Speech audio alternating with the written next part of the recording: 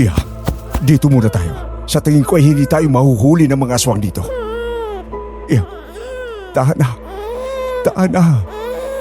Huwag ka nang umiyak, mahuhuli tayo. Tahan na. Tumahan ka, magiging maayos din ang lahat. Nakukutom ka ba? Kailangan lang kitang itakas bago ka pa mapahamak. Kanor! Kanor! Nasaan ka? Magpakita ka ritong lalaki ka! Nandiyan siya. Tana, tumahan ka na.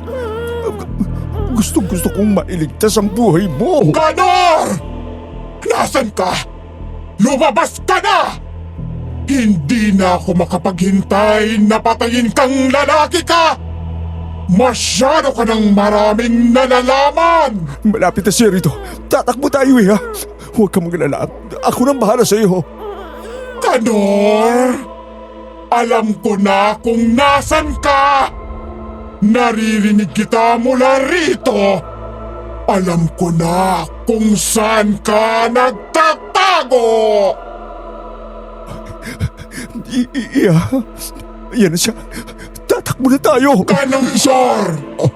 Malapit na ako! Alam ko kung nasan ka na! Dalawa.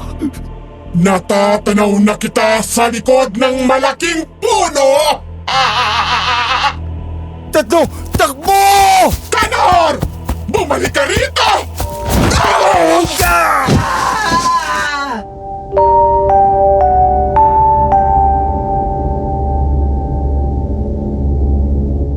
Magandang araw po, Miss Ligaya. Itago niyo na lang ako sa pangalang Lena. 44 years old na sa kasalukuyan. Isang may bahay na namumuhay ng payapa. Hindi kagaya ng naranasan ko nang dalaga pa lang ako. Masyadong masalimuot ang mga nangyari sa buhay ko. Ito ay naganap taong 2005. Nung mga panahong nabubuhay pa si tatay at nakakasama ko pa siya. Sa totoo lang, siya na lang ang nag-iisa kong pamilya. Sa tuwing tinatanong ko siya kung nasaan ang aking ina, ang sinasabi niya lang ay namatay na siya sa panganganak sa akin. Wala akong kapatid dahil ako ang panganay nilang anak. Masasabi kong nabuhay ako ng maayos kahit wala siyang katuwang. Nagtatrabaho siya bilang jeepney driver sa Kabayanan at may extra din sa mga construction. Napagtapos niya ako hanggang high school. Pero dahil na rin sa aking pagpapasaway, hindi ako nakapasa sa mga university dahil mas pinipili kong maglakwatsa kasama ang barkada at wala naman doon mga club o kaya ay beer house. Ewan ko ba, kahit mabuting ama ang aking tatay at naibibigay naman niya lahat ng pangangailangan ko, may kulang pa rin sa pagkatao ko na hindi ko maipaliwanag. Nakakalimutan ko yun tuwing maingay ang paligid at nalalasing ako ng alak. May kinalaman dito ang ipagtatapat ko sa inyo. Ang kahiligan ko sa pagpaparty ang nagdala sa akin ng kapahamakan. Hindi lang sa buhay ko kundi sa buhay ng aking ama. May mga nalaman din akong sikreto na mas mabuti pang hindi ko nalang nalaman. Dahil mabubuhay ako kahit bulag sa mga bagay na yon. Napili ko pong baguhin ang totoong pangalan at lugar na may kinalaman sa aking kwento. Para na rin makaiwas sa anumang kontrobersya. Sisimulan ko na ang aking kwento. Isang tanghali, sobrang sakit ng ulo ko dahil magdamag akong uminom ng alak. At pagkabangon ko, dumiretso agad ako sa kusina.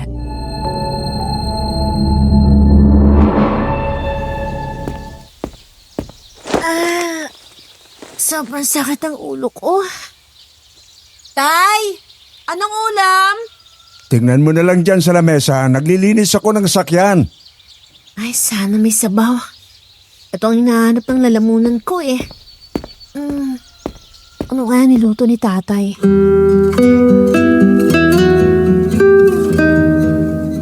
Dahan-dahan kong binuklat ang mangkok na may taklob ng pinggan sa lamesa. At sa halip na sabaw ang laman, ang nakalagay dito ay pritong galunggong na halatang matigas sa tuyong-tuyo na. Napakamot na lang ako sa ulo at padabog na umupo.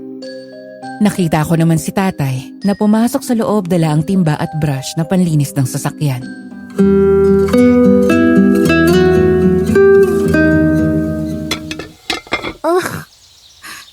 Tay, tuwan mo ako ng sinigang na baboy. Sabaw ang gusto ko, hindi ganitong galunggong.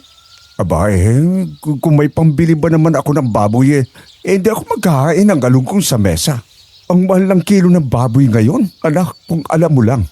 Ay, di na lang ako kakain. Ayoko ng tuyong pagkain. Dahil yan sa kalasingan mo, gabi-gabi ka na lang lasing. Pwede ba anak, itigil mo na yung pag-alis-alis mo sa gabi? Tapos uwi kang lasing. Lalo na sa panahon ngayon, hindi mo ba alam yung bali-balita? Wala naman akong pakialam sa mga isyu sa baryo natin kasi kung meron man, dahil yan sa mga pabayang namumuno o kaya naman chismis na ikinalot ng chismosang walang magawa sa buhay. Hindi yun basta ganun anak. Hindi biro ang nangyayari sa baryo natin. Alam mo ba nung nakaraan? Bigla na lang nawala yung anak ni Kaising. Yung dalagita niya na nasa high school. Nakidayo pa raw sa ibang baryo ng pakikipag-inuman. Aba, hindi na nakita hanggang ngayon. Hinahanap pa rin ang mga magulang. Nagpapatulong na nga sa mga pulis Alam ko na. Nakipagtanan yan. Pustahan tayo, Tay. Alam mo naman ang mga kabataan ngayon masyadong mapupusok. Sa una, crush-crush lang, ligawan, puppy love. Ganun. Pero kinabukasan, bilog na yung tiyan. Alam ko yan eh. Hindi ganun ang ginala ng mga magulang at otoridad anak. Hindi kasi isang beses nangyari ang pagkawala dito sa ating baryo. Yung pinsan mo si Jamaica? Di ba sa opisina pa sa Maynila ang trabaho nun? Nag-text sa tiyo mo na uuwi raw pero hindi na umuwi. At may nakakita ng tsinelas niya sa damuhan. Hindi lang yan, may taga-kabilang baryo na pumunta rito at hinahanap ang anak nila na dumayo raw dito. May mga nawawala ding bata at sobrang hirap hanapin kung sino ang salarin. Alam mo, Tay, sobrang tagal na naman ang issue na yan. Di lang sa barangay natin nangyayari yan eh. Dapat kasi nagkalat yung mga tanod sa gabi para mahuli kung sino man yung walang yang yon. Adik man yun o sindikato. Ganun na nga ang ginagawa ng mga tanod natin. Pero mukhang napakagaling ng taong yon. Kasi kahit anong gawin nila, ay hindi mahuli. Mukhang planado ang lahat. At sinisigurong walang anumang markang maiiwan. Tsaka malay natin anak, hindi yung tao. Alam mo naman medyo paliblib na rin ang lugar natin. Posibleng may mga nakatira ditong aswang o kaya engkanto. Si tatay naman 2005 na, Tay. Di na uso yan. Ano? Naiwan bang utak niyo sa panahon ng kopong-kopong? Malay ba natin anak? Sinasabi ko ito sa iyo para itigil mo na yung pag-alis-alis mo sa gabi. Lalo na wala ka namang importanteng ginagawa. Ito naman trabaho ang pinupuntahan mo mabuti na lang at hindi ka natitsyempohan. Paano kung isang gabi ay mahuli ka? Hindi mo pa naisip yun? Ay naku, Tay. Ayoko ng sermon ngayong umaga. Masakit ang ulo ko. Di ko rin maiintindihan yan. Siguro matutulog na lang muna ako. Anak, may hingin akong pabor sa iyo. Ano yon, Tay? Kapag umalis ka mamayang gabi at lasing ka na naman, ititigil ko na yung pagbibigay ng alawan sa iyo. Kung ayaw mo nang mag-aral, magtrabaho ka na lang. Hindi yung umaasa ka sa akin pero pinang-iinom mo. Tsaka pinangpaparte kasamang mga barkada mo. Mahirap lang tayo, anak. Kaya sana naiintindihan mo kung gaano kahirap ang kumita ng pera. Sana magbago ka na. Hindi pa rin ako tinablan sa mga sinabi niyo ni tatay. Dahil bandang 9:00 na, nang nagpapahinga na siya, tumawag sa akin ang boyfriend ko na nakilala ko lang 2 buwan na nakakaraan sa isang club. Hindi ko pa siya naipapakilala kay tatay. Parang wala naman din kasi akong balak na seryosohin ang relasyon namin. Tumawag siya sa akin dahil inaaya niya akong lumabas para ipakilala sa barkada niyang galing sa Amerika.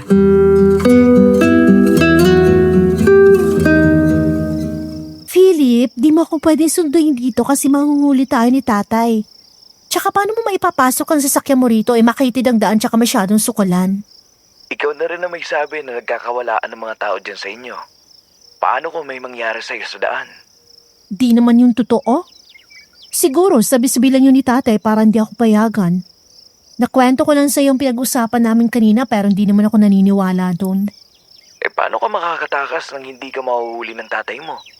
Ikaw naman, parang wala kang tiwala sa akin. Eh di dadaan ako sa bintana.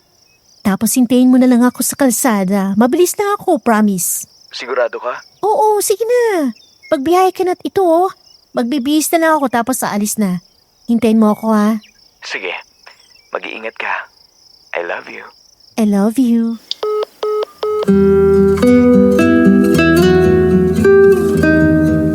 Nagmamadali ako sa pagbibihis at sinigurong marahan ang bawat kilos dahil baka magising si tatay. Nang sa tingin ko ay presentable na ang itsura ko, saka ko pinuntahan ang dadaanan kong bintana.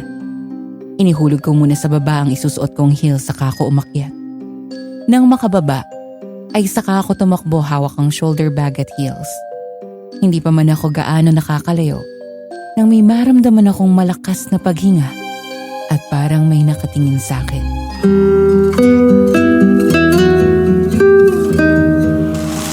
Diyos ko, sino yun? Kung sino ka mang adik ka, tatamaan ka sa akin. Buti na lang may dala akong maliit na kutsilyo sa bulsa ko. Kung sino ka mang walang hiya ka na nagmamanman sa akin, sana matuklaw ka ng ahas dyan. Ay, Diyos ko! Teka, ano yun? Kailangan ko na magmadali.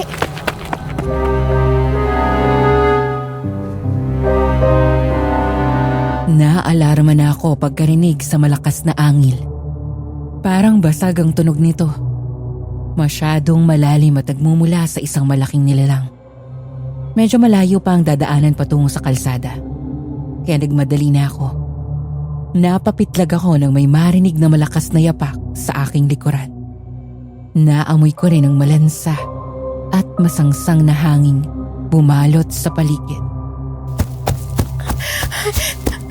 Diyos ko, ano ba kasi yun? Kung sino ka mang adik ka, ang lakas mong mang trip! Yeah. Nawawala ka ba? Napatigil ako sa pagtakbo pagkarinig sa boses na yon. Hinanap ko ang pinanggagalingan nito at sa paglingon ko, nakita ko ang isang kakaibang nilalang. Walang buhok at balahibo. Matangkad, payat ang katawan.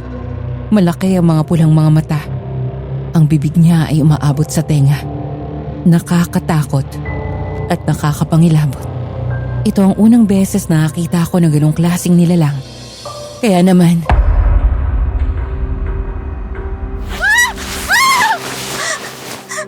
Panahon mo na, Iya.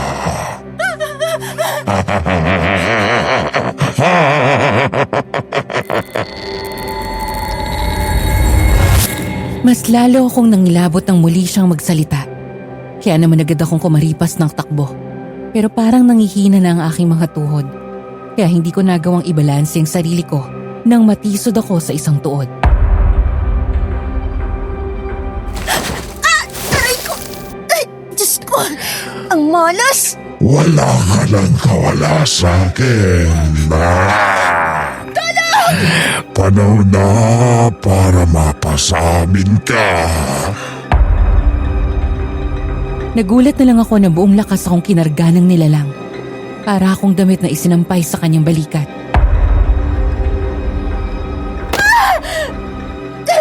Ano ang gawin mo sa akin? Bitiwan mo nga ako! Panahon na para mapasamin ka.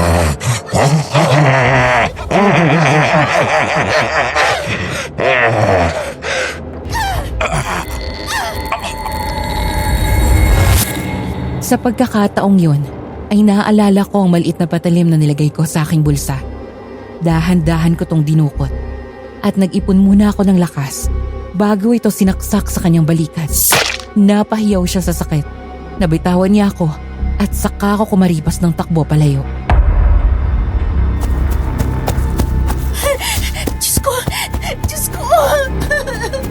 Hindi pa tapos kaya. Babalikan kita. Mas lalo kong binilisan ng pagtakbo. Hanggang sa makarating na ako sa kalsada.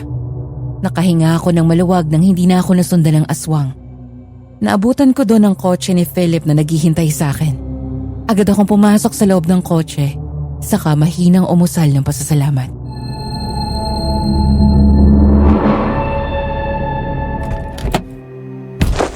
Lena, ano nangyayari sa'yo? Bakit pawis na pawis ka? May humabol ba sa'yo sa daan? Hindi ko alam kung ano yung nakita ko. Baka mabangis na hayop lang o ano. Sabi ko naman sa'yo eh. Dapat pinapasok mo na ako sa loob. Magagawa naman ng paraan eh. Si tatay, hindi niya pwedeng malaman na umalis ako ngayon. Mayayari ako doon. Kailangan ko nga umuwi rin kagad mamaya eh. Diyos ko, hindi ko nga alam kung paano. Sa ayaw mo man at sa gusto, ihahatid na lang kita mamayang gabi. Malinaw? Okay, sige. So, tara na. Tara na.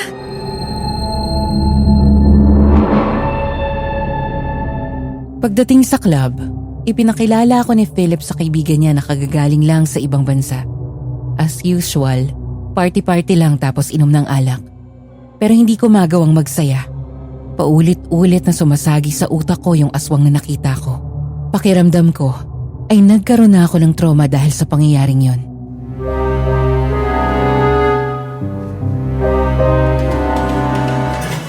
Lena, kanina ka pa nakatulala dyan eh. Ayaw mo ba? I'm sorry. Lagyan mo ako sa baso ng tequila. Kanina kong panilagyan. Bakit ka ba nagkakaganyan? May problema ka ba? May hindi ka yata sinasabi sa akin eh. Wala naman. Siguro dahil lang sa nakita ko kanina, di mawala sa isip ko eh. Lena, ikaw na nagsabi na isang mabangis na hayop lang yung nakita mo. Bakit ka nababother hanggang ngayon? Nandito ka na sa club. Pwede bang iwan mo na yung mga worries mo? Let's chill. Gusto mo magsayaw? I think mag-CR muna ako Maghihilamos lang para naman medyo ma-refresh ang mood ko tapos pagbalik ko sa'yo tayo. Sure. Hintayin kita. I'll be right back.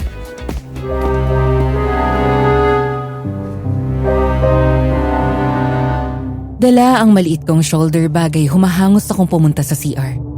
Nag-iisa lang ako kaya komportable akong pumasok. Dumiretso ako sa lababo at agad na naghilamos. Pinanasan ko ng tuyong tissue ang mukha ko at pagharap sa salamin ay may bumungad sa akin kakaiba. Yung nakita ko kanina.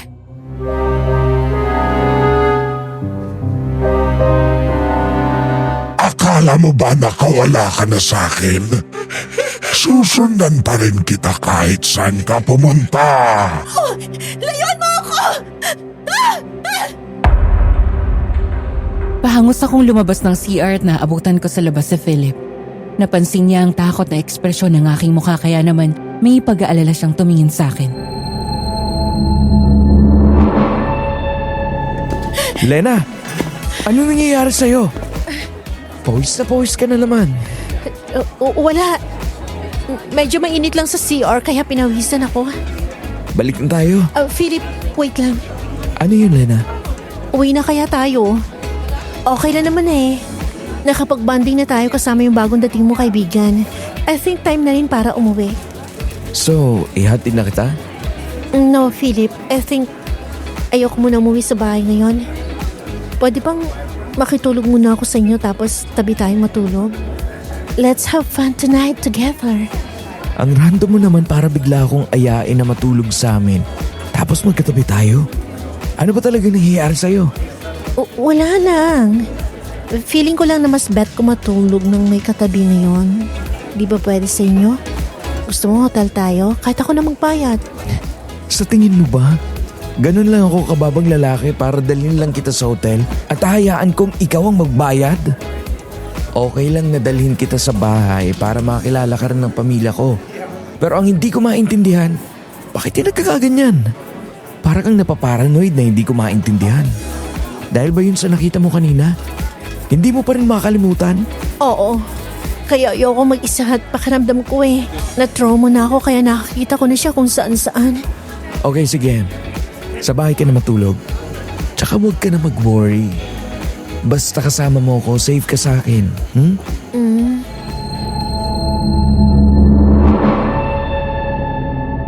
Napanatag ang loob ko sa sinabing yun ni Philip. Lalo na nang hinalikan niya ang noo ko. Pagdating sa kanila ay dumiretso na kami sa kwarto. Hindi pa man kami nakakahiga sa kama, ay agad ko na siyang siniil ng halik. Akala ko ay gagantihan niya yun, pero tinabig niya ang mukha ko at nag-iwas ng tingin.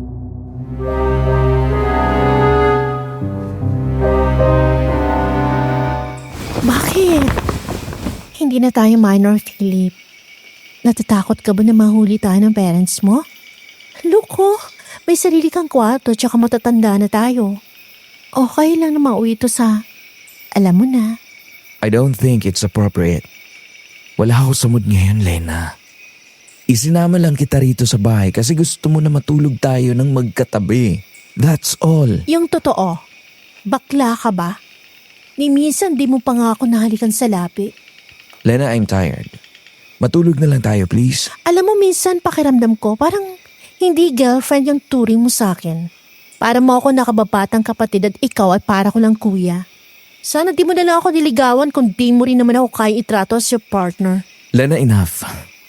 Matulog na tayo. Pagod lang ako ngayon. Kung gusto mo, sa isang araw na lang natin gawin, okay? Okay. Ikaw kasi. Come here. Cuddle na lang tayong dalawa.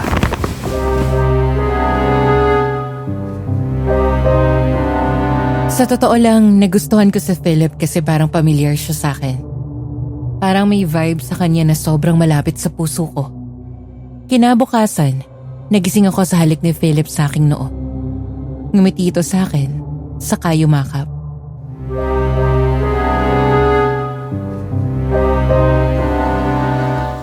Good morning. Masarap bang tulog mo? Hindi mo ba napanaginipan yung nakita mo kagabi? Mabuti na lang at hindi. Sabi mo kasi safe ako kapag kasama ka kaya siguro wala akong nakitang nakakatakot sa panaginip ko. Mabuti na lang talaga. Ay, si mama yun. Papunta siya sa kwarto. Siya kasi ang alarm clock ko eh. Tagagising sa akin tuwing umaga. Ganun ba? Kailangan ko bang magtago? No. Just stay where you are.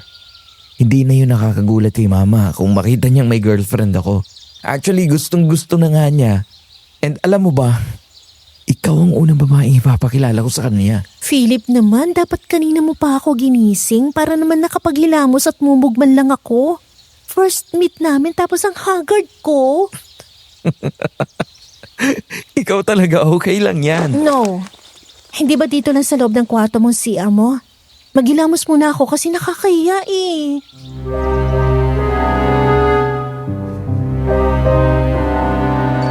Akmang tatayo na ako nang bumukas ang pinto.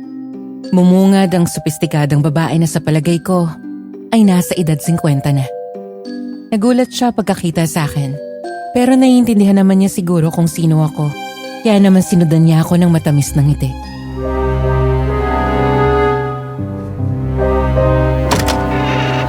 You must be the girlfriend of my son, right? Opo. Girlfriend nga po ako ni Philip. Oh, welcome to the family. Ito naman si Philip. Hindi agad sinabi sa akin na isasama pa rin niya ang girlfriend niya. Eh di sana hindi muna ako natulog ng maaga at pinaghandaan ko ang pagdating niya.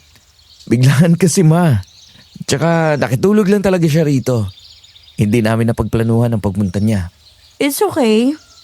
Ano nga palang pangalan mo, Iha? Lena po. Oh, okay. Lena, feel at home ka lang dito sa bahay, ha? Siya nga pala. Handa ng almusal.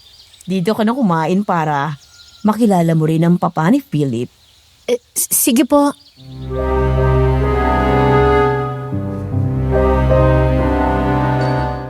Pagkalabas ko sa kwarto, ay doon ko lang napagtanto na mayaman pala talaga si Philip. Napakalaki ng kanilang bahay at maraming katulong. Pagdating sa dining area ay nakilala ko ang ama ng boyfriend ko na si Engineer Tirso.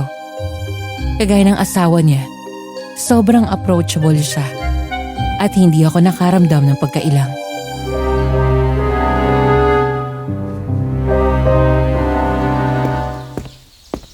Lena, tama diba? Magaling pumili ng babaeng anak ko. Magkasing ganda kayo ng nanay niya.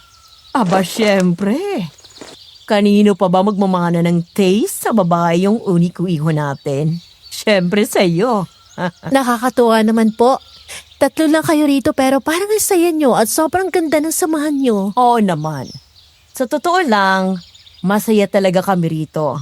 At saka, sinisiguro namin itong si Tirso na kahit nagiging busy kami, hindi pa rin kami nawawala ng oras at atensyon kay Philip. Kaya po pala lumaki mabuting tao si Philip kasi magandang pagpapalaki nyo. Aba, oo naman. At swerte rin ang mapapangasawa niya. Kaya ikaw, huwag mo siyang iiwan, ha? Opo naman. Sigurado na po kay Philip lalo na't sa tuwing kasama ko siya. Pakiramdam ko ligtas ako. Tanggap ka na sa pamilyang ito. Kaya ngayon pa lang kayong dalawa, maganda na kayo sa buhay mag-asawa. Kasi hindi magtatagal, magpapakasal din kayo. Tingnan mo kami ng nanay mo. Tatay naman masyado pang maaga. Baka naman ma-pressure si Lena sa inyo. Ang anak ko naman sinasabi ko lang, kasi saan pa ba yun papunta? Siyempre sa simbahan. Hindi na kayo mga bata para maglaro. Teka, excuse me. Anong plano mo ngayong maghapon, Philip? As usual, a-attend ako ng business meeting. Pero bago ako pumunta doon, ihatid ko muna itong si Lena sa bahay nila at magpapakilala na rin ako sa father niya. Lena? Uuwi ka na kaagad? Opo, baka po kasi mag-alala na rin si tati sa akin. Nasa legal age ka na at hindi ka na minor. You can decide on your own. Sumama ka sa akin. Magpwes pa tayo ngayong araw. Ma, hahanapin siya ng tatay niya. No, don't worry, son.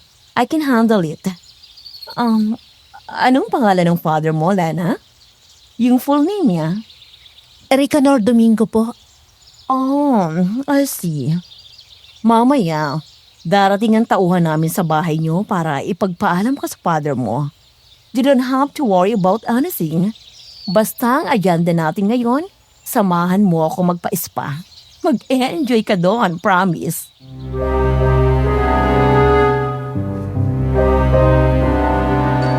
Siguro dahil na rin sa mabilis na gumaan ang loob ko sa kanya. Kaya hindi ako tumanggi sa alok ni Madam Victoria. Sinamahan ko siyang magpa-spa at nagulat na lang ako nang dalhin niya ako sa mall at ipamili ng mga damit, make-up at sapatos. Pagkatapos ay dinala niya ako sa mamahaling restaurant at in-order namin ang lahat ng pagkain na gusto ko.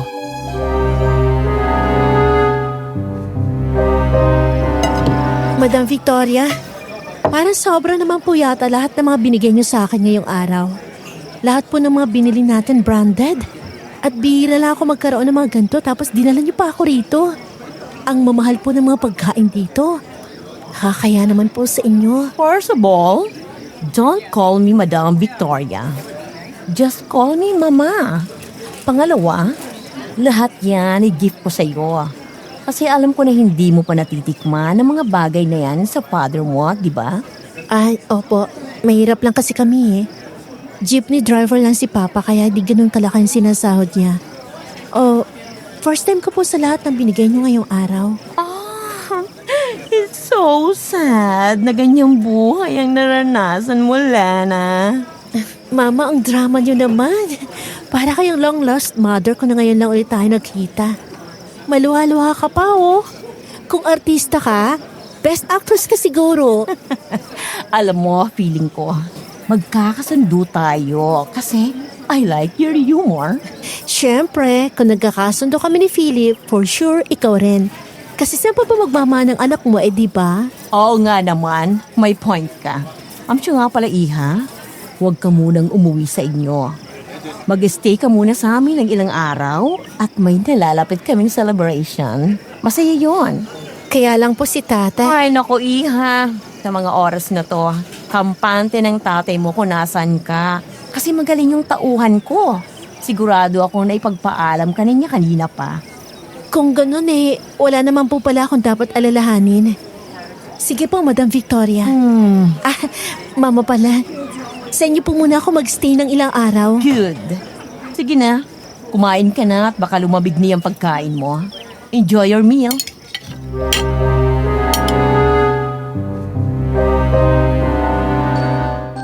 Hindi na nga po ako umuwi kay Tatay, Miss Ligaya.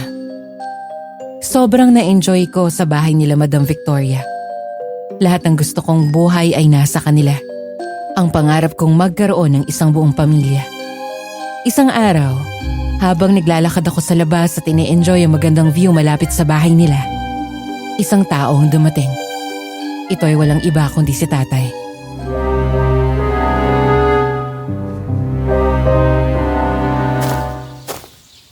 Tatay? Paano ka nakarating dito? Alam kong naandito ka, pero ibang sinabi noong pumunta sa akin. Natanggap ka raw sa isang trabaho at kailangan mong maging stayin. Di ka na raw nakapagpaalam sa akin dahil biglaan. Pero alam kong wala ka sa trabaho at tama nga ang hinala ko. Naandito ka.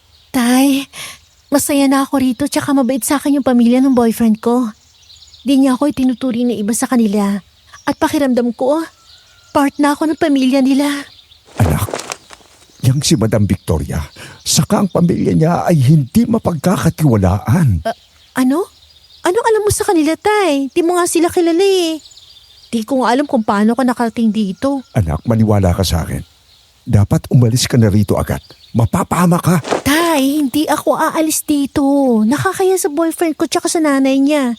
Gusto nila nandito ako hanggang makapagdao sila ng celebration. Yang celebration na yan, magdadala yan ng kapahamakan sa iyo. Kaya dapat umalis ka na kaagad dito dahil baka hindi ka na makauwi ng buhay. Parito ka. Sumama ka na sa akin. Tay! Bitiwan mo ako! Ano ba? Bitiwan mo ako, Tay. Nasasaktan ako. Sa ayaw mo man at sa gusto, sasama ka sa akin. Hindi ka dapat manatili dito. Tay! Hindi ako sasama sa iyo dahil masaya na ako rito. Bitiwan mo ako! Ako ang masusunod. Sasama ka sa akin. Tay! Ano nangyayari dito? Lena, sino lalaki niyan?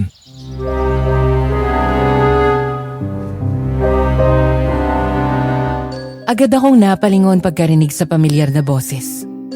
Nabitawan ni tatay ang kamay ko. Bumungad sa akin ang nagtatakang si Philip. At nakaisip naman ako ng paraan para hindi ako isama ni tatay.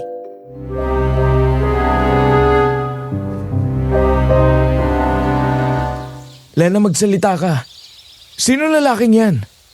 At anong ginagawa niya sa'yo? Hindi ko alam. Hindi ko siya kilala. Ano? Mawalang galang na iyo. Pero ako ang tatay ni Lena at isasama ko na siya pa uwi. Ilang araw na kasi siyang hindi umuwi sa bahay. Yan. Ganyan siya sa akin, Philip. Siguro nasisiraan na siya ng bait o kaya naman talagang baliw na siya.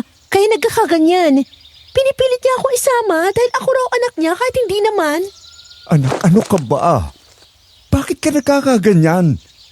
Bakit kailangan mong magsinungaling? Hindi ako yung anak mo, kaya wag mo akong hawakan. Hindi kita kilala. Hindi tayo magkakilala. Manong, mawalang galang na po pero hindi po si Lena yung anak ninyo. At baka nagkakamali lang po kayo. Yung tatay niya ay nasa bahay nila at alam niya na nandito si Lena. Dahil ipinagpaalam siya ng tauhan ni Mama. Pero kung hindi po kayo titigil, ay tatawag ako ng mga pulis. Pwede ko kayong kasuhan ng pangaharas. Kaya hanggat may awa pa ako, umalis na kayo. At huwag ninyong hawakan itong girlfriend ko. Sige, ikaw na muna ang bahala sa anak ko, iyo. At sana ay hindi ka katulad ng mga magulang mo.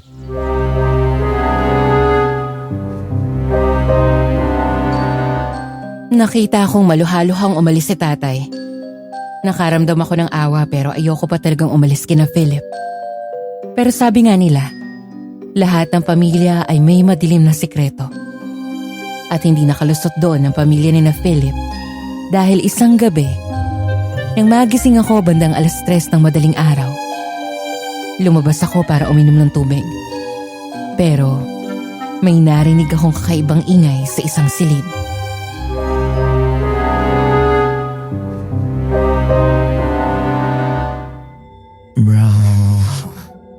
Nara siya lamang. Diyos ko.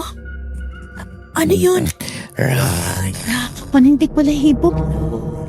Hindi ko maintindihan to. Bawat pagbigkas nila may kasamang paghangin at pagdilim ng paligid. Siya Nara.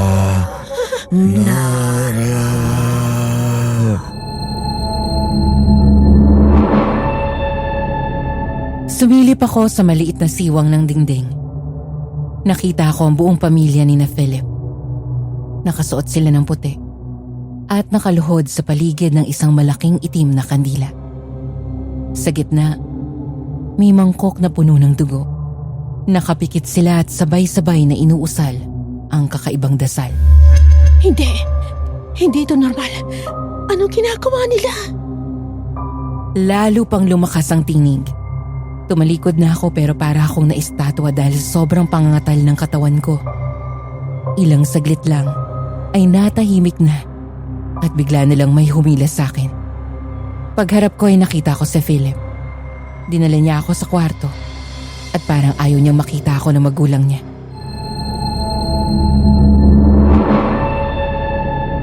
Ano bang ginagawa mo sa labas? Mabuti na lang at hindi ka nakita ni Mama. Kasi naiwan sila sa loob para magayos. Lumabas ako para uminom pero may narinig ako mga kakaibang dasal at nakita ko kayo na... Shh! Relax, okay? Ginagawa ng pamilya namin yun para makaiwas kami sa mga kamalasan. Wala yung masamang ibig sabihin. Kaya sana, huwag mo rin yung masyadong isipin. Pero bakit ganun? Bakit parang nakakatakot? Very unusual. Ano bang religion ng family mo? Anong pinaniniwalaan nyo? Lena, ano bang sabi ko sa'yo? Wala kaming masamang ginagawa kaya please, get it off your mind. And bumalik ka na sa pagtulog. Philip,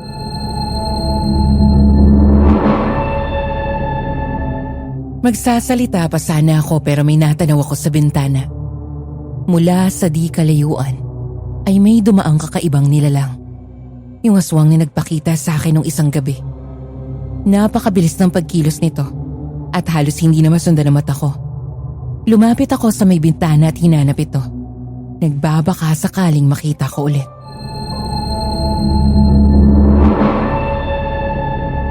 Lena, what's wrong? Philip, nakita mo ba yun? Ano yun? Yung aswang na nagpakita sa akin nun sa sukalan.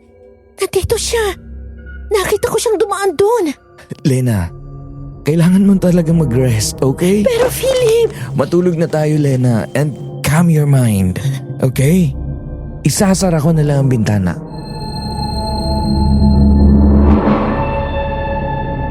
Nakapagtataka ang mga nangyayari. Parang pinagtatakpan lang ni Philip ang lahat. Binala ko na ring magpahatid kay Philip pabalik sa amin pero palagi akong pinipigil ng nanay niya. At parang ayaw nila akong paalisin. Wala akong nagawa kundi manatili. Pero isang araw, may natuklasan na naman ako. At ito ay sa isang silid sa kusina.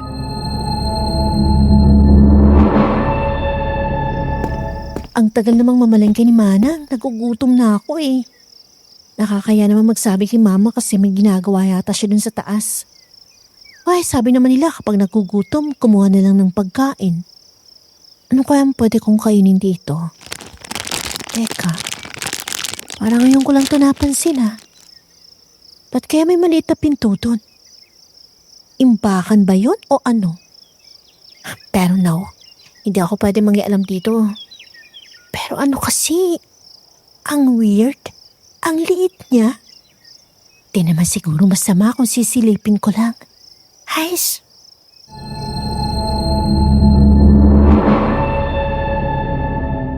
Napansin ko na sa itaas ng pinto ay mayroong susi. Sa tingin ko, ito ang ginagamit dito para mabuksan. Agad ko itong kinuha at ginamit sa maliit na pintong yun. Ilang sandali lang ay bumukas ito.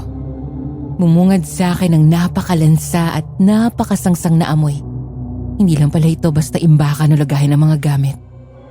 Ito'y parang isang maliit na silid. Ay, ano ba meron dito?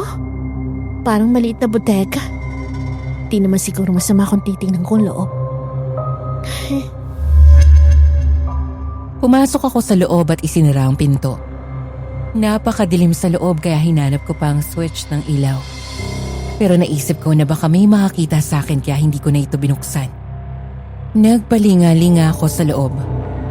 At napansin ko na marami doong malalaking drum at mayroong isang malaking freezer. Binuksan ko ito at naggulat ako sa mga laman.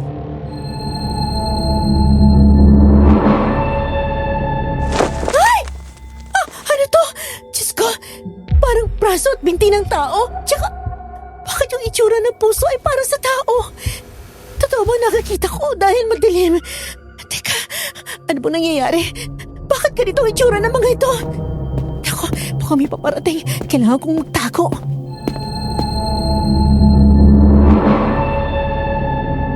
Naghanap ako ng matataguan at nakita ko ang isang malaking drum na walang laman. Pumasok ako sa loob nito at nakikita ko pa rin ang labas dahil mayroon itong maliit na siwang. Ilang sandali lang ay nakita kong bumukas ang ilaw at pumasok si Sir Tirso. May kinuha siyang boteng maliit. May laman itong pulang likido na parang malapot na dugo. Ininom niya yun. Saka ibinalik sa lalagyan. Nang palabas na siya, ay dumating si Madam Victoria at pumasok din sa loob.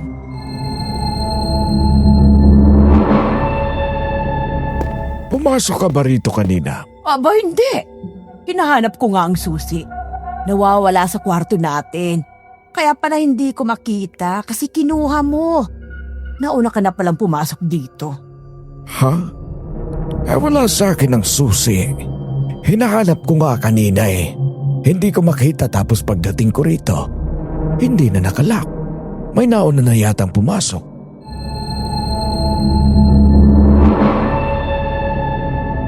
Pagkarinig sa sinabing yun ni Sir Tirso, ay napagalaw ako ng kaunti dahil sa sobrang taranta. Nakagawa ito ng kaunting ingay at nakita kong napalingon ng dalawa sa kinaroroonan ko. Tinakpan ko ng dalawang kamay ang aking bibig at nag-ingat na hindi makagawa muli ng ingay.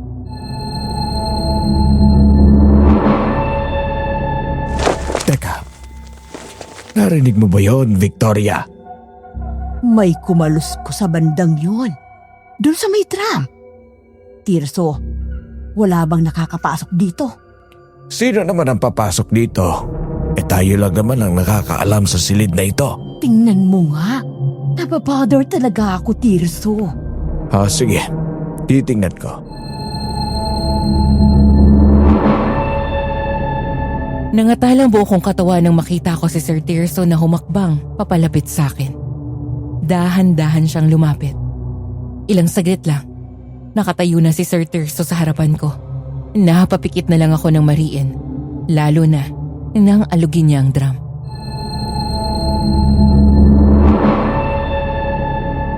Oh, ano Tirso? Anong meron dyan? Wala. Baka daga lang yun. Natural lang na mabigat ito kasi nilagyan natin ng laman. Ay, Diyos ko. Alam ko na kung sinong nakapasok dito na nakalimutang isara. Sino? Di ang anak mong may pagka makakalimutin.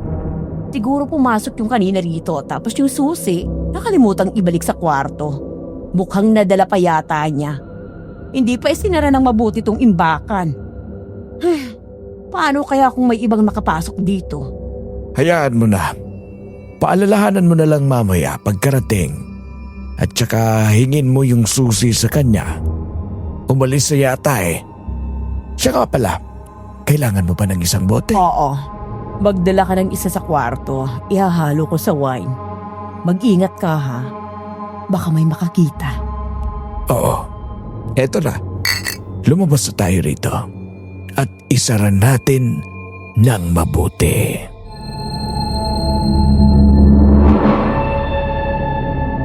Nakahinga ako ng maluwag dahil hindi nila ako nahuli. Hinintay ko muna silang makalabas bago ako umalis sa loob ng drum. Hawak ko pa rin ang susi, kaya naman makakalabas pa rin ako doon kahit isinara nila. Simula nang matuklasan ko ang tungkol sa imbakang yon. Nagbago na ang tingin ko sa kanila. Kaya naman nang umuwi si Philip, ay itinanong ko ang tungkol sa bagay na yon.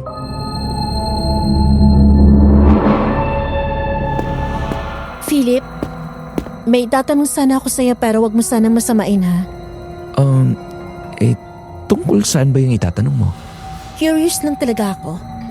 May lahi ba kayong cannibal? Ano? Anong pinagsasasabi mo? Mahal mo naman ako, di ba, Philip? Ipagtatanggol mo ako sa pamilya mo. Nakita ko kasi yung sikretong imbakan nyo sa kusina. Yung maliit na pinto doon. May isang freezer na may mga nakaimbak na karne ng tao. At may mga bote na may lamang dugo. Yun ba? Hindi naman yun sa karne ng tao ha. Mahilig kasi ang pamilya namin sa karne ng baka o kaya naman kalabaw. baka yun ang nakita mo. Kung talagang karne ng baka o kalabaw yung nasa imbakan, bakit kailangan niyo pang itago sa mga katulong? Tsaka hindi ako nagkakamali sa nakita ko. Braso at binti ng tao yun. Philip, di naman kita huhusgahan kung magtatapat ka sa akin. Pero ayoko ng ganitong pakiramdam eh. Na nagdududa ako at hindi ko alam kung dapat ba ako magtiwala sa pamilya mo. Lena, nagkakamali ka lang, okay? Hindi yun karne ng tao. At wala kang dapat pagdudahan sa pamilya namin. Philip, huwag mo na ako lokohin. Magsabi ka na sa akin ng totoo. Bakit ba interesado kang malaman ng tungkol doon? Ha? Pwede bang manahimik ka na lang? Philip, anong nangyayari sa'yo? Ha? Yung kamay mo?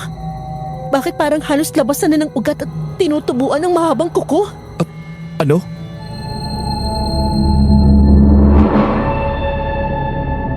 Agad na itinago ni Philip ang kanyang kamay nang mapansin ko ang pagbabago rito. Bigla siyang pinawisan at tila naghahagilap ng sasabihin sa akin.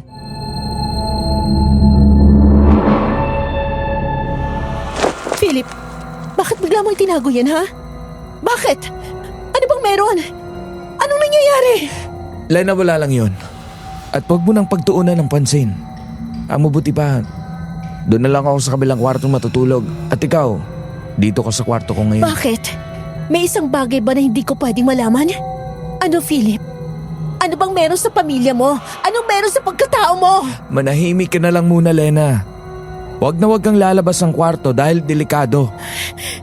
Bukas, iakatid na kita sa inyo. Philip, sandali! Mamaya ka na umalis! Mag-usap tayo!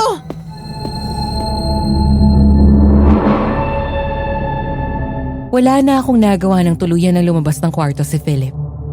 Hindi ko makalimutan ang mga nakita ko ngayong araw. At sa tingin ko, mga hindi pang karaniwang taong kasama ko sa bahay na to. Wala akong idea kung anong lugar yung napuntahan ko. Dahil hindi naman nabanggit ni Philip. Sa pagkakataong yun, naisipan kong tawagan si tatay.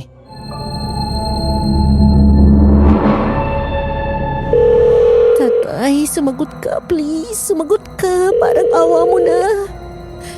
Alam ni tatay ang lugar na to kaya naman masusundo niya ako ito. Tatay, sumagot ka na. The number you have dialed is either unattended or out of coverage area. Please try your call later. Diyos ko, natutulog yata si tatay kaya hindi sinasagot ang tawag ko. O kaya naman baka wala na namang signal. Ay, sanong gagawin ko? Lena, hingang malalim. Kailangan mong umalis dito. Okay, fine. Kahit mag-isa lang ako, aalis ako sa lugar na to.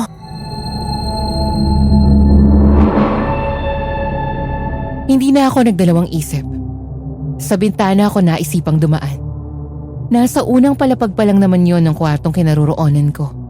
Kaya madali lang dumaan sa bintana. Sumilip muna ako at nakita kong madilim sa labas. Dali-dali kong ibinukas ang panara at nagbuntong hininga. Kaya ko to. Kailangan kong makatakas. Pinilit kong hindi lumikha ng ingay at dahan-dahang lumusot sa bintana. Basang-basa ang kamay ko sa pawis at parang hindi na ako makahinga sa kaba. Nang mailabas ko na ang kalahati ng katawan ko, saka naman ako nakarinig ng mga yapak mula sa sahig ng kwarto.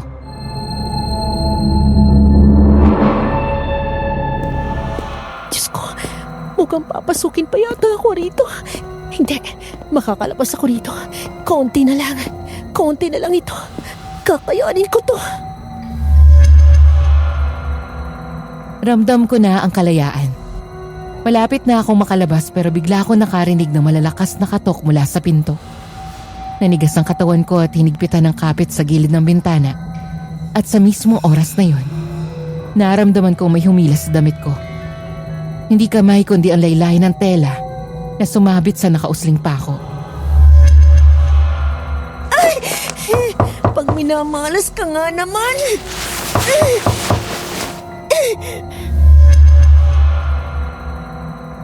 Nagpumilit na akong bunutin ang damit ko habang palakas ng palakas ang katok.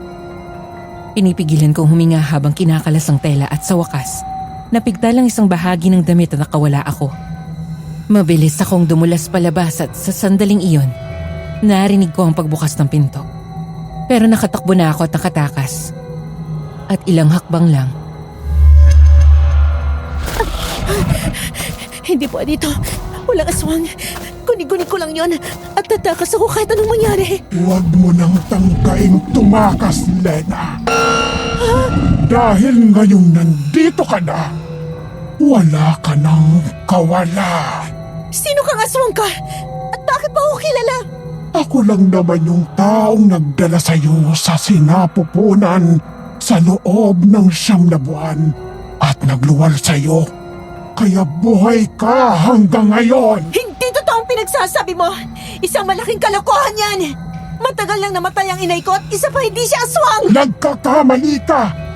Buhay na buhay ang nanay mo. At nasa likod mo siya. sa pagkakataong yun dahan-dahan akong lumingon sa likuran. At hindi naman yung multo ang namatay kong nanay ang nakita ko kundi yung aswang na nagpakita sa akin noong isang gabi. Nakalabas ang kanyang pangil. At halos lumampas na ang kanyang bibig sa kanyang panga. Napaatras ako at dahan-dahan naman siyang lumalapit.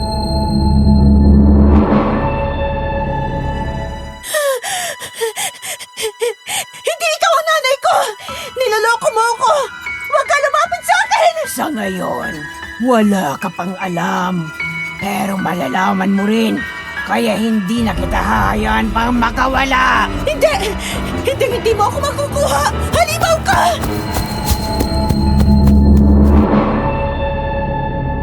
Agad akong tumakbo. Ramdam ko ang bigat ng kanyang mga yabag sa likod ko. Bago ko pa namalayan, naabutan din niya ako at sinunggaban ng braso ko.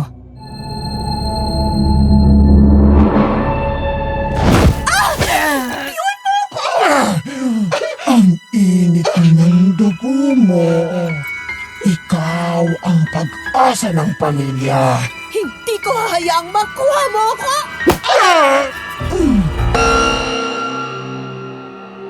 Siniko ko siya sa muka. Napaungol siya.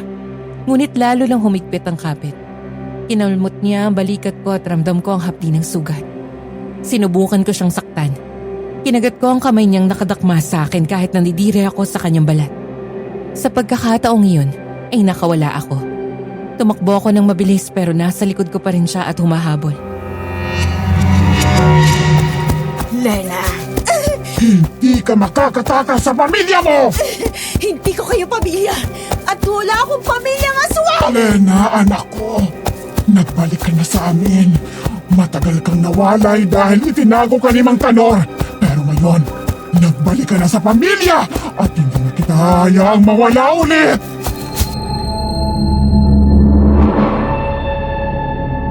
Napatigil ako sa sandaling yon. Anong ibig sabihin na kuya ko si Philip at muli ako nagbalik sa kanila? Si Madam Victoria yung aswang at siya ang totoong nanay ko? Haharapin ko na sanang nilalang. Pero may humilas sa akin at itinakbo ko ng mabilis. Nang tumigil kami, ay saka ko nakita ang taong humilas sa akin.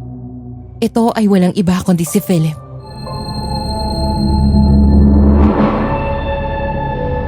Philip! Anong nangyayari? Aswang si Madam Victoria at aswang ang buong pamilya mo? At ano yung sinasabi niya magkapatid tayo? At siya ang totoo kong nanay! Oras na rin siguro para malaman mo ang totoo. Anong totoo, Philip? Sabihin mo sa akin! Si Mang Kanor, hindi mo siya totoong tatay. Eh bakit ako napunta sa kanya? Ano ba ang totoong nangyari? Ganito, Lena. Makinig kang mabuti sa akin. At ipapaliwanag ko sa iyo ang lahat. Pero Philip, mukhang may parating. Baka makita nila tayo rito. Kumapit ka lang sa akin ng mahigpit, Lena. Itatakas na kita. At saka ako sasabihin sa iyo ang lahat. Sige, Philip. Philip! Lena! Alam kong nandyan lang kayo! Si Mama yon. Kailangan nating bilisan para makaalis tayo sa lugar na ito. Oo, Philip. Kumapit ako ng mahigpit sa kamay ni Philip at mabilis kaming tumakbo. Pero wala rin yung nagawa. Dahil nang papalabas na kami sa gate, naharang kami ng 2 aswang at wala na kaming ibang dadaanan.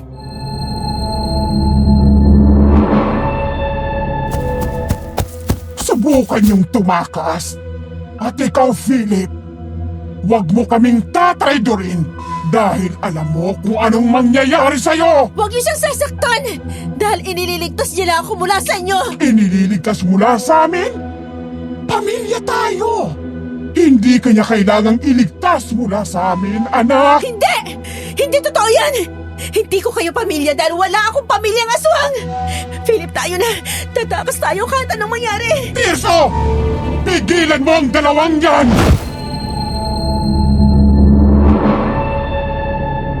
Kumilo si Sir Tirso at agad akong hinablot mula kay Philip. Wala naman siya nagawa dahil pinipigilan din siya ni Madam Victoria. Kinarga niya ako na parang lantang gulay sa kanyang balikat. At ako naman ay pinagsusuntok ang kanyang likod. Nakita ko nagbagong anyo din si Philip at nakipaglaban kay Madam Victoria. Pakawalan mong kapatid ko! At huwag mo siyang sasaktan! Huwag mo kaming pigilan ng ama mo sa gusto naming gawin! At sino ka ba? Lumugar ka sa kung saan ka nararapat! Anong nararapat? Ang nararapat! Hayaan ninyo si Lena na mabuhay na malaya! Ikaw ang tagapagmana ng lahi natin, kaya dapat hindi ka ganyan! Matindi ang naging paglalaban nilang dalawa.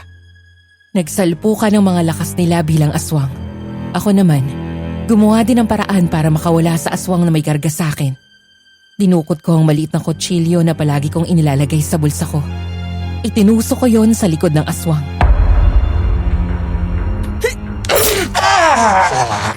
Ibaba mo ako! Bitawan mo! Mas lalo nitong hinigpitan ng pagkarga sa akin at ako naman ay mas lalong diniinan ng pagkakatusok ng maliit na kutsilyo sa likod niya. Hindi nagtagal at hindi na rin niya kinaya. Nabitawan niya ako at agad akong tumakbo ng mabilis. Pero hindi pa man ako nakakalayo ay nahila niya ang paa ko at natumba ako sa lupa. Hindi na kita pakakawalan! Hindi ko hayaan na maging parte ng pamilya niyo! Ang pamilya ay pamilya. Kahit anong sama namin, hindi mo kami pwedeng takasan dahil ang dugo ay mas matimbang kesa sa tuwing. Hindi totoo yan! Ang definisyon ko ng pamilya ay walang iba kundi si tatay. Hindi ang katulad yung mga aswang!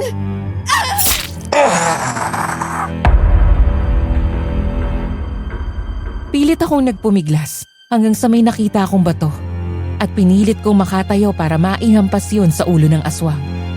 Napahiyaw siya sa sakit at ako naman, nilingon ko si Philip. Nakita kong nakahandusay siya sa katawang tao niya at nangihina na. Lena, huwag mo na akong tignan. Tumakbo ka na! Takbo! Hindi, Philip! Lena, tumakbo ka na! Takbo! Huwag ka mag-alala! Kaya kong sarili ko! Oo, Philip!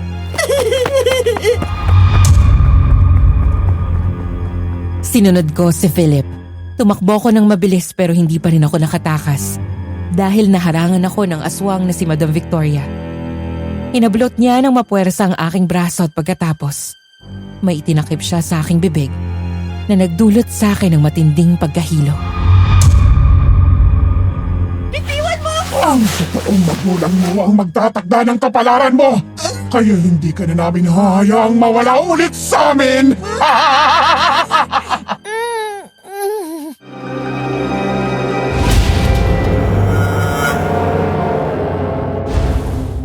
Ilang sandali lang nagdilim na ang ulirat ko at hindi ko na alam ang mga sumunod na nangyari. Nagising na lang ako sa kwarto ni Philip at nakaupo sa tabi ko si Madam Victoria. Nakita ko siyang umiiyak at nagpahid ng luha nang makitang gising na ako. Gising ka na pala, Lena? Anong ginagawa ko rito? Hindi na ako dapat nandito. Lena, patawarin mo ako, anak. Lalo na kagabi kung naging marahas ako sa iyo. Ayaw ko na kasi mawalay sa iyo, anak. Napakatagal ka naming hindi nakasama. Sobra ako nagmumulina sa'yo. Anak, di naman ako sigurado na ikaw ang totoo kong nanay. At saka hindi ako aswang kagaya niyo. Anak, ito ang patunay.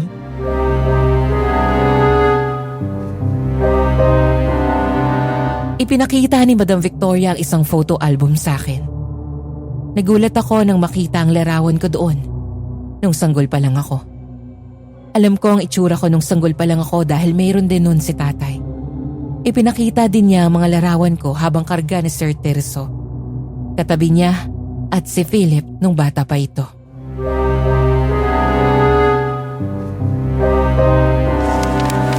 Sa tagal ng panahong inalagaan ka ni Kanor, alam kong kinuhanan ka rin niya ng larawan nung sanggol ka pa lang.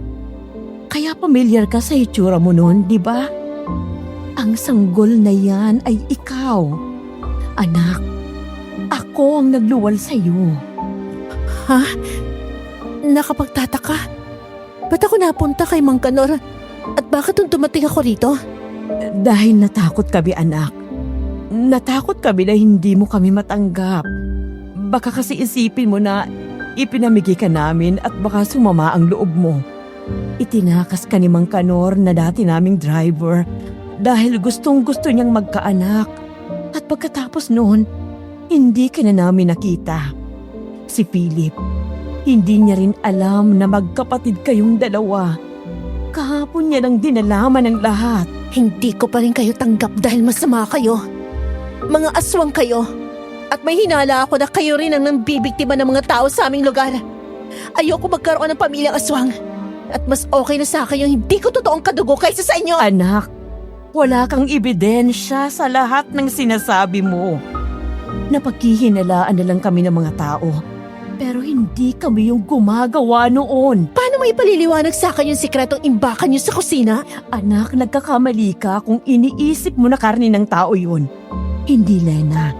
Hindi kami kumakain ng karne ng tao. Nagkamali ka lang ng nakita.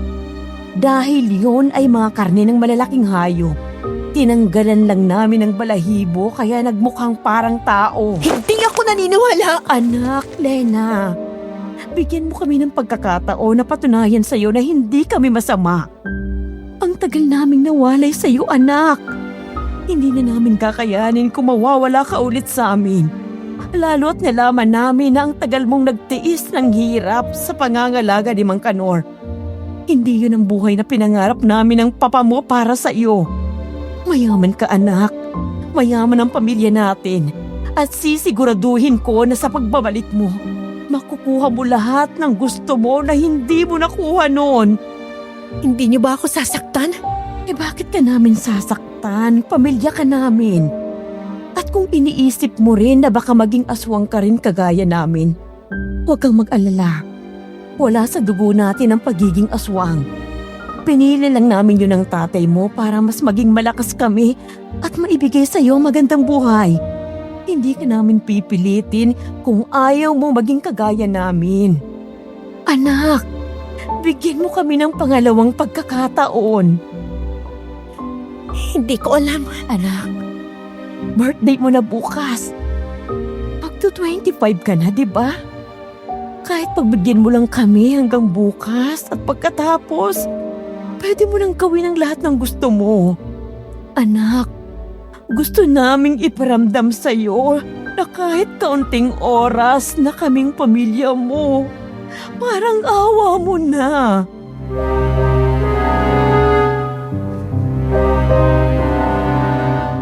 Hindi naman siguro masama kung bibigyan ko sila ng pangalawang pagkakataon. Kaya hindi muna ako umalis sa bahay na yon. Nang tanghali na ay nagpaalam sila na may bibilhin lang daw sa bayan. At pinabantayan nila ako sa mga tauhan. Pero habang nasa beranda ako at umiinom ng tsaa, bigla akong hinila ni Philip.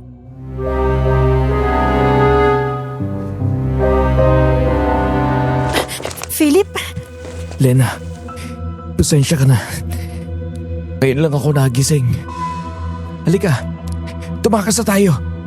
Ibabalik na kita kay Mang Kanor. At pagkatapos, bibigyan ko kayo ng pera.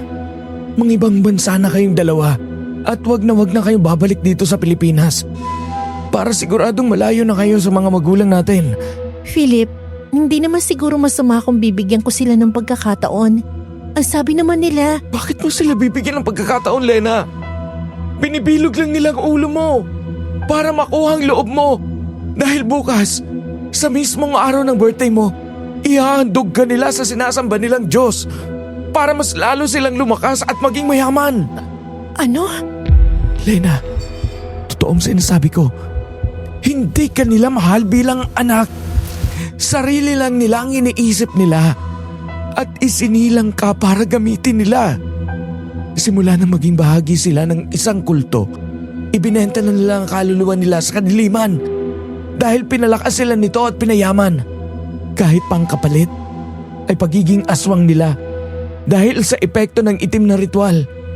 Ginawa nila yon noong ipinagbubuntis ka pa lang. At alam mo ba, kada lilipas ang 25 years, Kailangan nilang maghandog ng isang tao para patuloy silang maging malakas. parang expiration ang tawag doon. Hanggang 25 years na lang sila gagabayan ng Diyos nila at nagkaroon ng kasunduan na kailangang ihandog ang anak nilang 25 years old na babae dahil mahilig sa mga babae ang Diyos nila at naniniwala sila sa kabilang buhay ay magiging asawa sila nito. Kapag hindi yun ginawa nila, Mama, sila ang mamamatay at mararanasan nila ang lahat ng paghihirap sa mundo. Isinilang lang nila ako para ihandog sa Diyos nila? Anong klase magulang sila? Patawarin mo rin ako, Lena. Hindi kita nailayo rito. Hindi ko alam na plano pala nila ang lahat ng ito. Kaya palagi nila akong pinipilit na pumunta sa bar kung saan ka palaging pumupunta. Gusto nila na magkalapit ang mundo natin para makabalik ka rito. At hindi nila agad sinabi ang totoo dahil alam nilang maghihinanakit ka. Gagawin muna nila ang lahat para makuha ang loob mo. Not until nabisto mo ang lahat. Pero Philip, hindi ko maintindihan. Alam mo ba na kapatid mo ko? Alam mo ba ang lahat ng to? Kasabot ka ba nila? Hindi, Lena. Hindi ko alam na kapatid kita. At wala rin akong alam sa plano nila. Ang sabi lang nila ay bantayan ka. At sumunod naman ako. Dahil takot din akong sumuway sa kanila. Nung isang araw ko lang nalaman ang lahat. Dahil narinig ko sa usapan nila, Mama. Pero Lena, maniwala ka sa akin. Hindi ko alam na magkapatid tayo. Kaya nga minahal kita. Pero ayaw mo akong halikan at ayaw mo akong hawakan. Dahil inirerespeto kita, Lena. Ikaw ang babaeng gusto kong pakasalan at gusto kong irespeto ka hanggat hindi pa tayo inihaharap sa altar. Sana nga lang, Lena, hindi tayo magkapatid. Pero magagawa ko na lang ngayon ay protektahan ka at ilayo sa mga magulang natin. Kaya pakiusap, tumakas na tayo rito hanggat wala pa sila. Pero Philip, may mga bantay. Ako ang bahala. Magtiwala ka sa akin, Lena. Itatakas kita rito.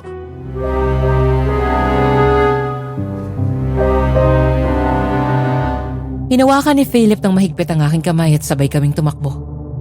Sa likod kami dumaan at nag-ingat kami na hindi makita ng mga bantay. Nang nasa sukalan na kami, ay ramdam ko na ang kalayaan. Pero may napansin ako.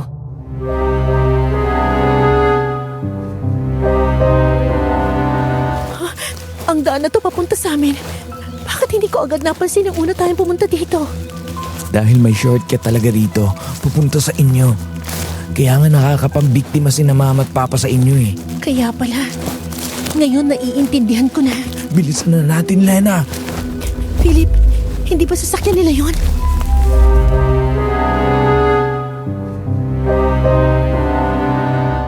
Marahil nataranta si Philip kaya saglit siyang natigilan. Pero hinila niya ako muli at tumakbo kami. Sinundan naman kami ng sasakyan hanggang sa hindi na kami nakatakas dahil naaabutan kami nito.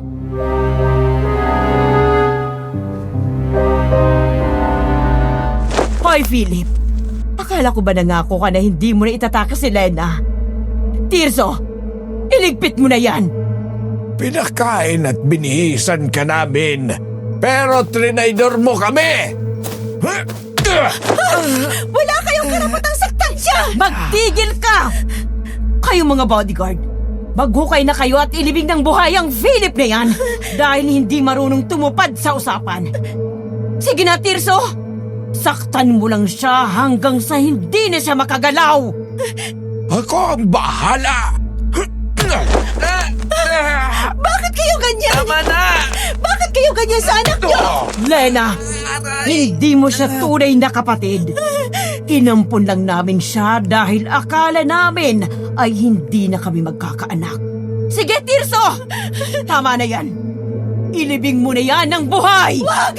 Wag niyo siyang... Wag!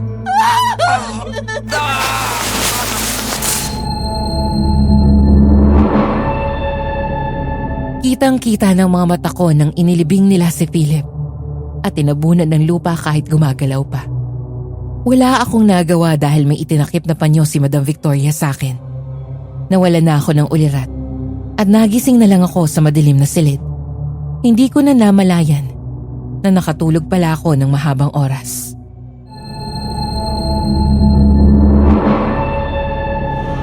Anong ginagawa ko rito? Bakit ako narito? Teka, 11:30 p.m. na. Malapit na mag-alas 12. Sabi ni Philip, sa mismong araw ng birthday ko, ihahandog na nila ako. No, hindi pwede. Kailangan ko umuwi kay tatay. Mukhang mahigpit ang pagkakandado. Ano gagawin ko? Siguro sa mga oras na to, wala na si Philip. Wala na magliligtas sa akin. Pero gusto ko pang mabuhay. Gusto ko pang makasama si tatay. Marami pa akong pangarap. Hindi pa ako pwedeng mamatay. Lena?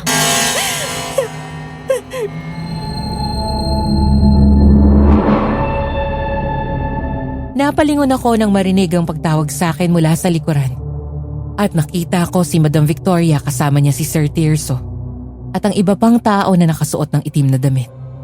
Napaatras ako at nangatalang katawan ko nang makita ang mahabang tali na hawak nila.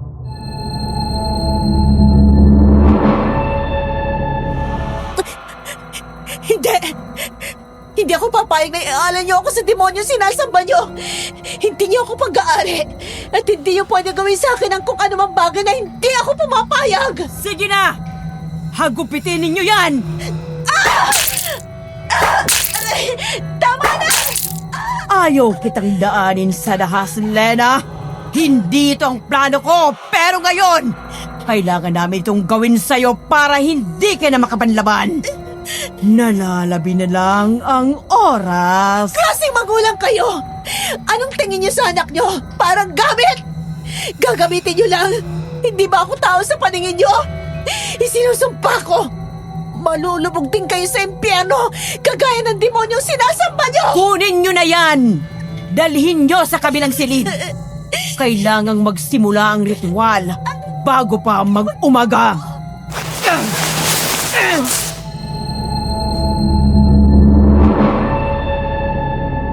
Dinala nila ako sa napakadilim na lugar. Pinilit nila akong paupuin sa gitna ng bilog na guhit na napapalibutan ng mga itim na kandila. Sa harapan ko, inilapag nila ang telang may burda at isang sisidlang may lamang karne ng tao. Kumain muna sila ng isang piraso.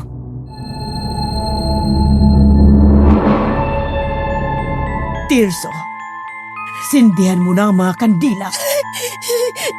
Eto na, sisindihan ko na. 4 sa hilaga, 4 sa timog, 4 sa kanyuran, Pakawalan niyo ako rito! 4 sa silangan. Pumapayag na gawin niyo to sa akin! Gusto ko pang mabuhay! Tigil! Manahimik ka, Lena! Ano ba? Salpakan niyo nga ng kung ano ang bunganga nito at nang manahimik! Sige! Mag-ingay ka pa at wawasakin ko yung lalamunan mo!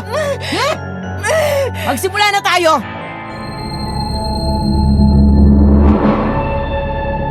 Sabay na lumuhod ang dalawa sa magkabilang gilid ng bilog. Pati ang mga taong nakaitim ay nagsilhod na rin. Sabay-sabay nilang itinaas ang kanilang mga kamay at nagsimulang bumigkas ng mga salitang hindi ko maintindihan. Palakas ng palakas ang kanilang mga tinig. At nagsimula namang bumigat ng bumigat ang hangin sa paligid sa gabing iyon.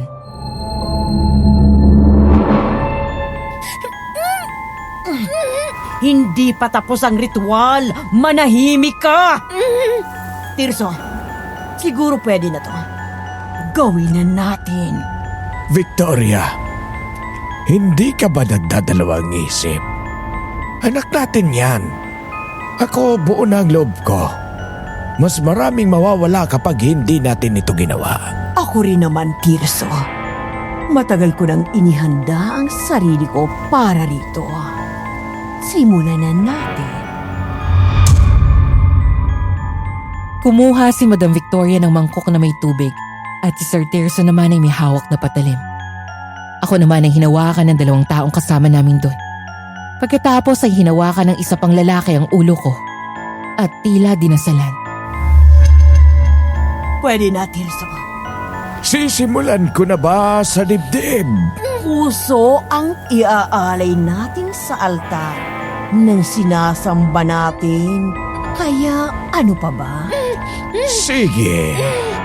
Sisimulan ko na. Hawakan ninyong mabuti yan.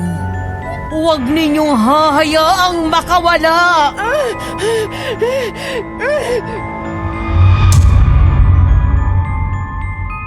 Inilapit ni Sir Tirso ang matalim na kutsilyo sa aking dibdib. Napapikit na lang ako. Wala nang kawala pero ilang sandali lang. Naramdaman ko ang pag-init ng hangin at pagmulat ng aking mga mata.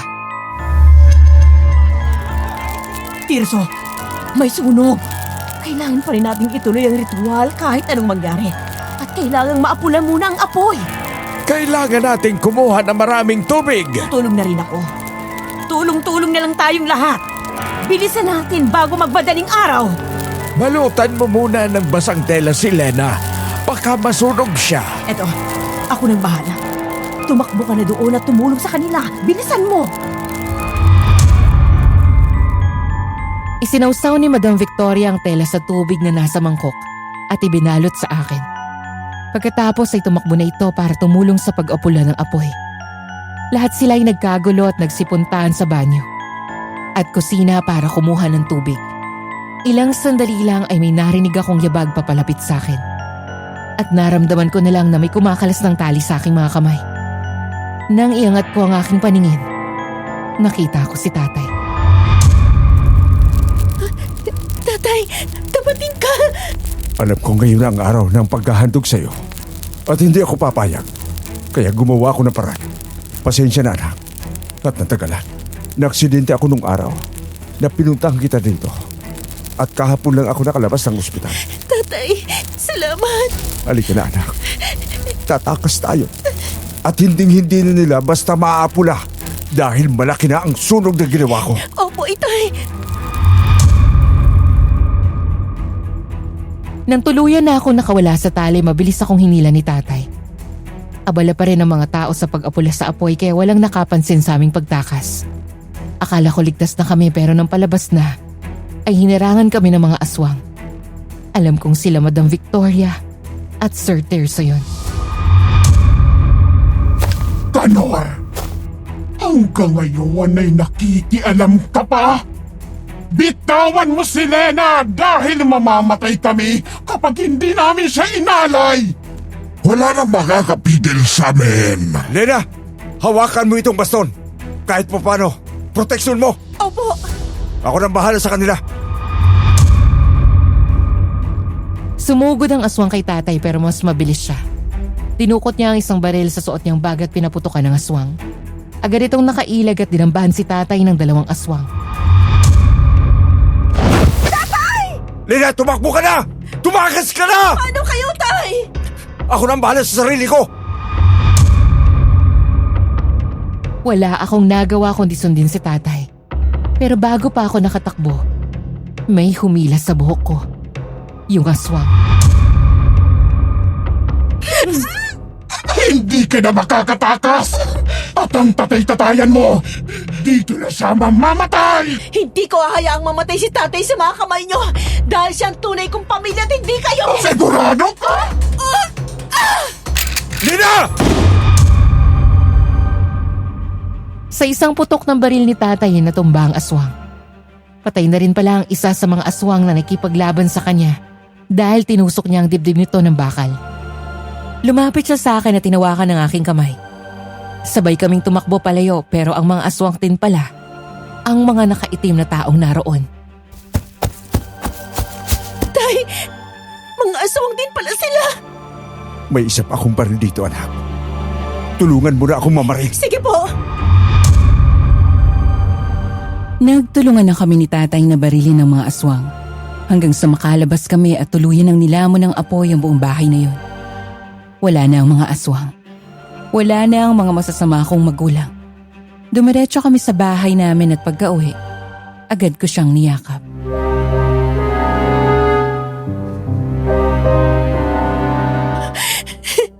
Tatay, akala ko mamamatay na ako. Mabuti tumating ka. Alam mo ba, kahit hindi kita tunay na kadugo, trinato mo ko parang totoong anak. Sa'yo ko naramdaman yung tunay na pagmamahal ng isang magulang. Eto nga o, 2 beses mo ko iniligtas. Alam ko itinagos mo lang ako nun sa mga magulang ko dahil alam mo gagawin nila sa akin. Anak, wala sa dugo ang pagiging pamilya. Simple lang, mahal kita bilang anak. At hindi yun magbabago. Salamat talaga, Tay. At patawarin mo rin ako dahil pinagtabuyan kita noon. Kung sumama lang sana ako sa'yo, hindi ako mapapahama. Anak, okay na rin yun. At least nalaman mo ang buong katotohanan ng pagkatao mo. Ngayon, alam mo na. Alam kong mas buo ka na. Hindi naman kita pababayaan, anak. Hanggat ako'y humihinga, ligtas ka. Tatay, salamat. Maraming salamat. Mahal na mahal kita. Mahal na mahal din kita, anak. Teka, anak. Bumitaw ka muna sa akin at tingnan mo kung sino ang nasa likod mo. Sino, Tay? Tingnan mo na lang, anak.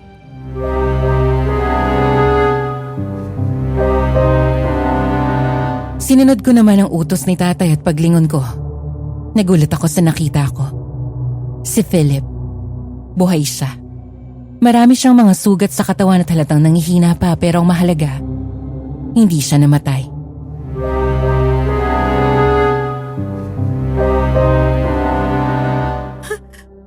Philip?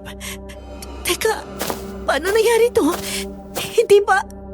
Iniligtas ako ni Mang Kanor. Inalis niya ako sa hukay at ginamot dito sa bahay ninyo. Philip, buhay ka! Salamat, Tay! Pupunta lang ako doon. Mag-usap muna kayong dalawa. Sige, Tay. Pagkaalis ni tatay, agad kong siniin ng halik si Philip at gumanti naman siya sa akin. Niyakap ko siya ng napakahigpit. Kagaya ni tatay, handa siyang magsakripisyo ng buhay niya para sa akin. Hindi naman siguro illegal na hinalikan kita, di ba? Hindi naman tayo totoong magkapatid, Philip. Sabik na sabik lang talaga ako sa iyo. Kala ko wala ka na. Salamat sa tatay mo at iniligtas niya ako. Alam niya kasi na kaya kitang protektahan kagaya niya. Salamat, Philip. Wala na si na Madam Victoria. Hindi ka na magiging alipin nila. Hindi na rin manganganib ang buhay mo, Lena. Magsimula tayo muli.